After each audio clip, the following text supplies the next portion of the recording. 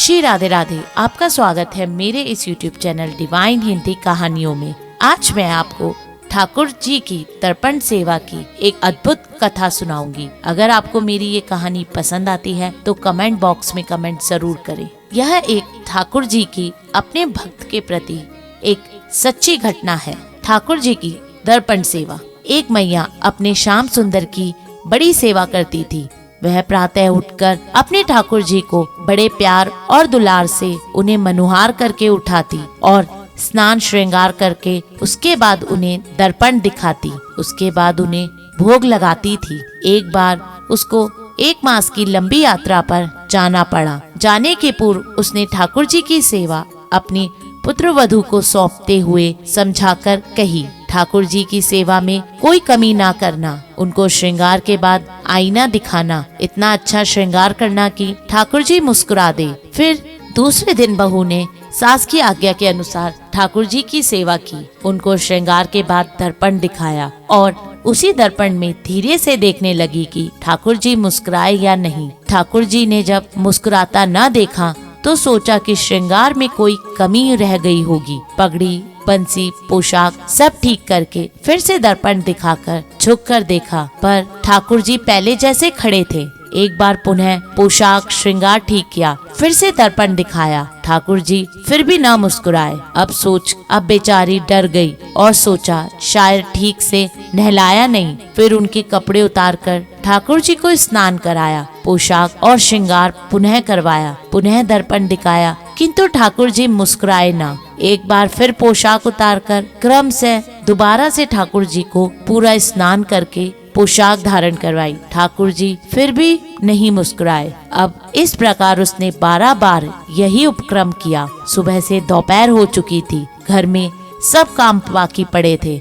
न कुछ खाया न पानी पिया। बहुत जोर से भूख प्यास लगी थी, किंतु सास के आदेश की अवहेलना करना उसकी हिम्मत नहीं थी। 13वीं बार उसने ठाकुर जी को वस्त्र उतारे, पुनः जल से स्नान कराया। ठाकुर जी सुबह से सर्दी के मौसम में स्नान कर करके तंग हो चुके थे। उनको भी जोर से भूख प्यास लगी थी। इस बार फिर से वस्त्र आभूषण पहन रहे थे, किंतु उन्हें मन में ही बड़ी दुविधा थी कि क्या करूं।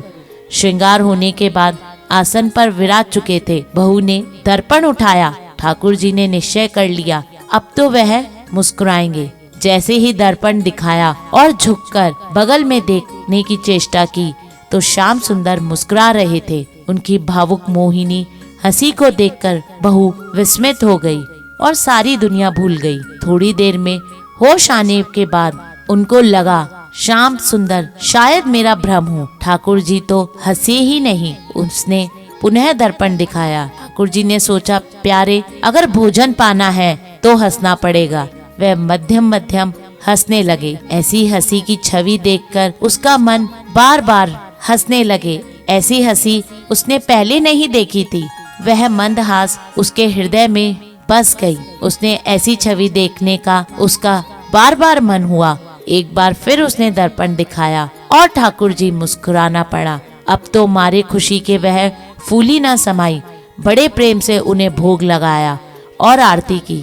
फिर शयन सेवाएं की और रात्रि में शयन करवाया।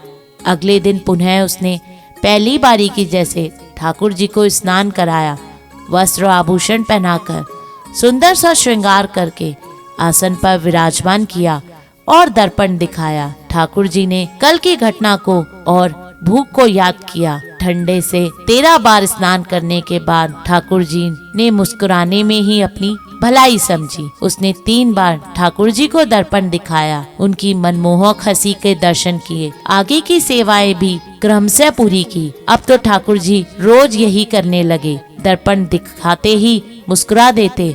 बहू ने सोचा शायद उनको ठीक से श्रृंगार करना आ गया है। वह इस सेवा में निपुण हो गई है। 1 मास बाद जब मैया यात्रा से वापस आई, आते ही उसने बहू की सेवा के बारे में पूछताछ की।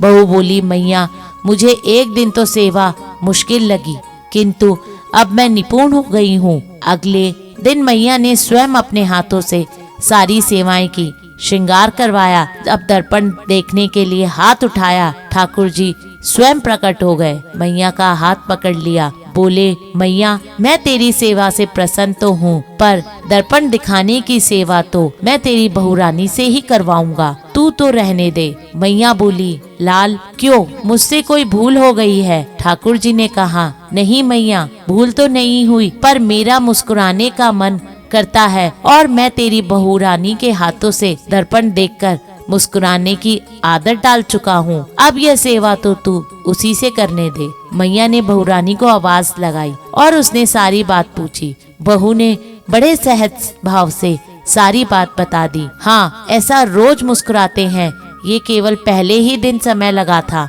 मैया बहू रानी की श्रद्धा और उसकी लगन और ठाकुर जी के दर्शन से अति प्रसन्न हो गई। उसे पता चला कि आज उसकी बहू ने ठाकुर जी के अपने प्रेम से पा लिया है। मैया ने अपनी बहू रानी को ठाकुर जी की सेवा सौंप कर निश्चिंत हो गई। धन्यवाद। अगर आपको मेरी ये कहानी पसंद आती है तो मेरे इस चैनल को लाइक, सब्सक्राइब तथा शेयर करना ना भूले। श्री राधे राधे।